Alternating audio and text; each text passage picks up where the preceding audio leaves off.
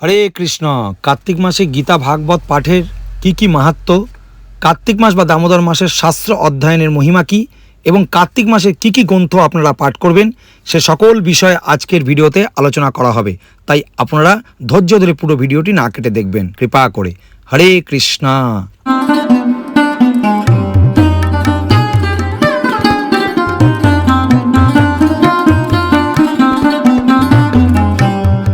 স্কন্দ পুরাণের ব্রহ্মা নারদ সংবাদ শ্রী হরিভক্তির বিলাসের 16 বিলাসের 68 নম্বর অধ্যায় থেকে 81 নম্বর অধ্যায়ের মধ্যে যেটি আলোচনা করা হয়েছে সেটি আমরা শাস্ত্র সমক্ষে বলবো। হে মানব, কার্তিক মাসে গীতা শাস্ত্র অভ্যাস করে অর্থাৎ শ্রী ভাগবত গীতা পাঠ করে হে নারদ, তার সংসারে পুনরাগমন দেখি না, অর্থাৎ সেই ব্যক্তির পুণ্যজন্ম হয় না।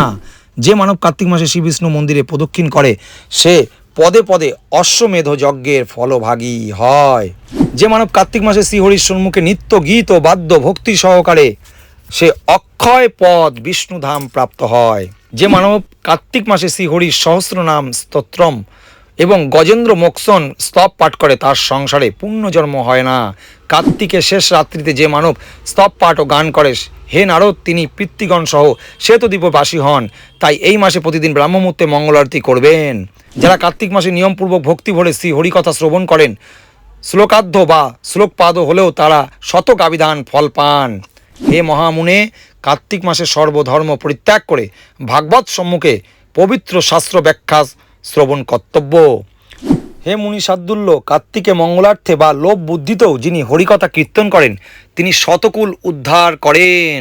যিনি কার্তিক মাসে নিত্য শাস্ত্রচর্চায় যাপন করেন তিনি সর্বপাপ নিঃশেষে দগ্ধ করে আয়ুত 10 সহস্র যজ্ঞের ফল লাভ করেন। কার্তিকে শ্রী মধুসূদন শাস্ত্রকথা আলাপ দ্বারা যেমন তুষ্ট হন, দানসমূহ যজ্ঞসমূহ গোদান হস্তিদানাদি দ্বারা সেই রকম তুষ্ট হন না।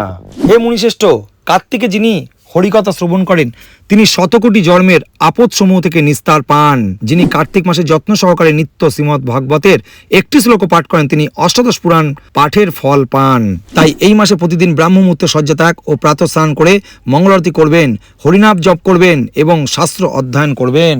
তো কার্তিক মাসে প্রতিদিন কি পড়বেন? শ্রীমদ্ ভাগবত গীতা যথাযথ তাৎপর্য সহ অন্তত একটি শ্লোক পড়বেন।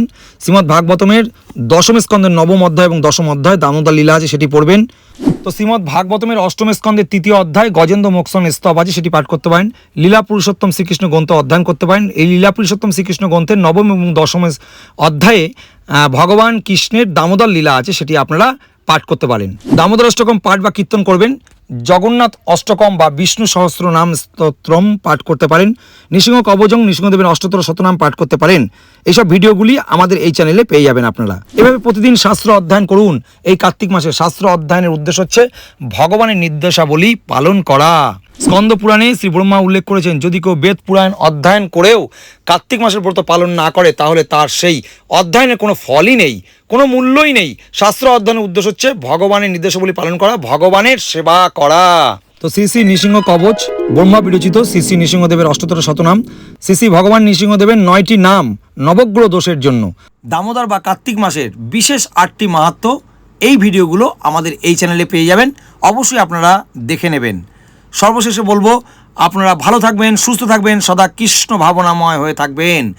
আর যারা এই চ্যানেলটি প্রথমবার দেখলেন এখনও পর্যন্ত সাবস্ক্রাইব করেননি তাহলে চ্যানেলটিকে সাবস্ক্রাইব করে নোটিফিকেশন বেল আইকনটি অল করে দেবেন। তার ফলে আমরা যখনই ভিডিও আপলোড করব সর্বপ্রথমে নোটিফিকেশন আপনার কাছে যাবে। ঠিক আছে? জগৎগুরু শিল প্রভুপাদ কি জয়। নিতাই গৌর সীতানাথ প্রেমানন্দের হরি হরি বল।